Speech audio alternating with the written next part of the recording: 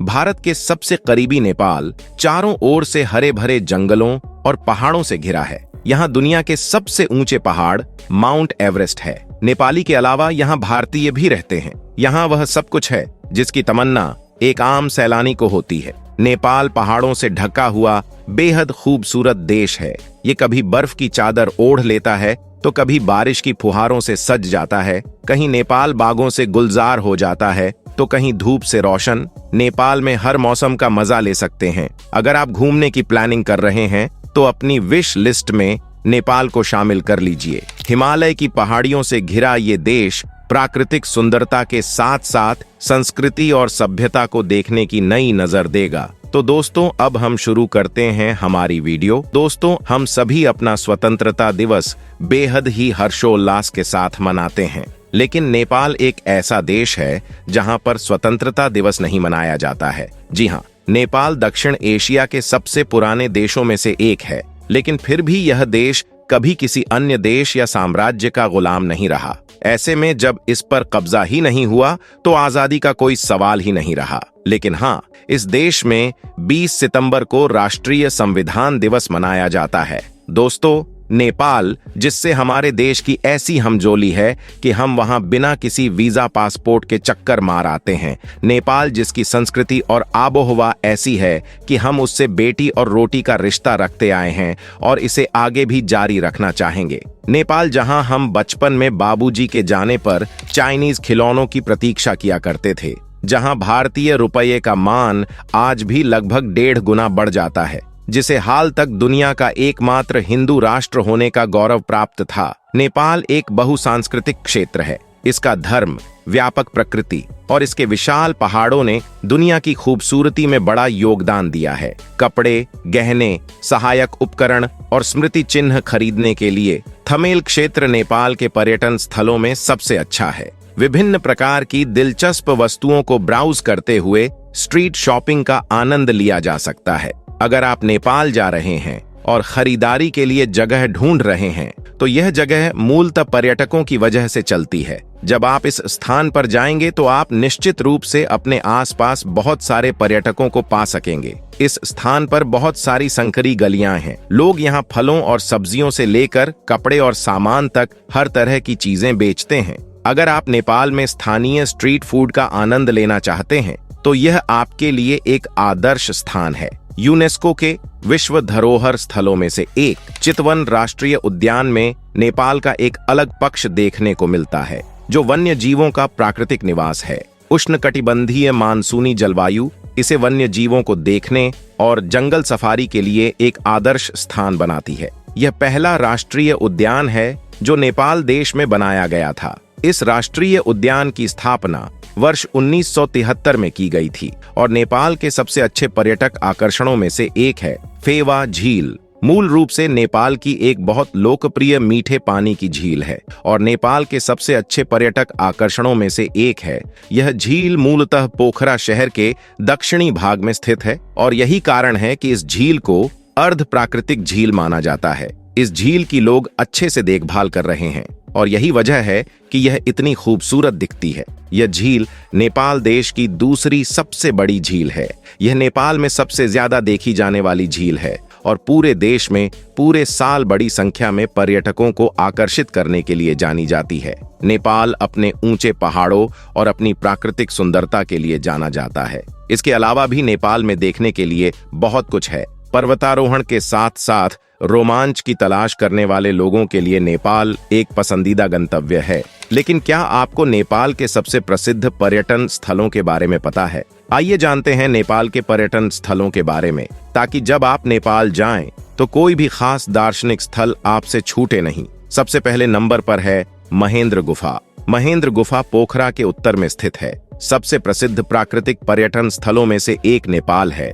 इसमें एक अंधेरी और गुफानुमा गुफा है जो स्टैलेक्टाइट्स और स्टैलेग्माइट्स के लिए जानी जाती है। गुफा की सुरम्य संरचना इसे फोटोग्राफी के लिए एक बेहतरीन स्थान बनाती है। यह गुफा मूल रूप से पोखरा जिले के पास स्थित है, जो कास्की जिले में है। चूना पत्थर से निर्मित इस प्रकार की गुफा प्रकृति में बहुत दुर्लभ है और यही कारण है कि यह पूरे वर्ष बड़ी संख्या में पर्यटकों को आकर्षित करती है। इस गुफा के अंदर भगवान शिव की एक मूर्ति भी है। नंबर 2, पशुपतिनाथ मंदिर। नेपाल के सबसे पुराने, सबसे प्रसिद्ध पशुपतिनाथ मंदिर नेपाल की राजधानी काठमांडू के किनारे पर स्थित है। नेपाल के पूज्य देवता भगवान पशुपतिनाथ, जिन्हें भगवान शिव के नाम से भी जाना जाता है, कट्टर हिंदू अनुयायी दिव्य देवता का आशीर्वाद प्राप्त करने के लिए नेपाल के सबसे प्रतिष्ठित पर्यटन स्थलों में से एक पर जाते हैं। यह नेपाल में सबसे अधिक अनुशंसित पर्यटन स्थलों में से एक है। नंबर 3,